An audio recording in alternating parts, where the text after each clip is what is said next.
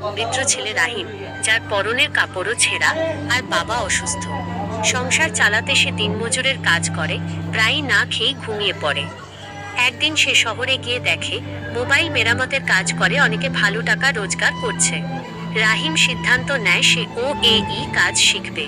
এক দোকানের মালিককে অনুরোধ করে বিনা পয়সায় কাজ শুরু করে দেয়। রাতে কাজ শেখে আর দিনে কাজ করে। অল্প সময়ের মধ্যেই সে মোবাইল সারাইয়ে দক্ষ হয়ে ওঠে। এক গ্রাহকের ফোন দ্রুত সারিয়ে সে সবার নজরে আসে এবং তার সুনাম ছড়িয়ে পড়ে। কিছু টাকা জমিয়ে রাহিম নিজের একটি ছোট দোকান খোলে। গ্রাহক বাড়তে থাকে, দোকান বড় হয় এবং সে কয়েকজন কর্মচারীও রাখে। গ্রামের বাড়িতেও সে সাহায্য পাঠায়। এরপর রাহিম অনলাইনে মোবাইলের যন্ত্রাংশ কেনাবেচা শুরু করে, যার ফলে তার ব্যবসা আরও বিস্তৃত হয়। আজ সে শহরের একাধিক দোকানের মালিক।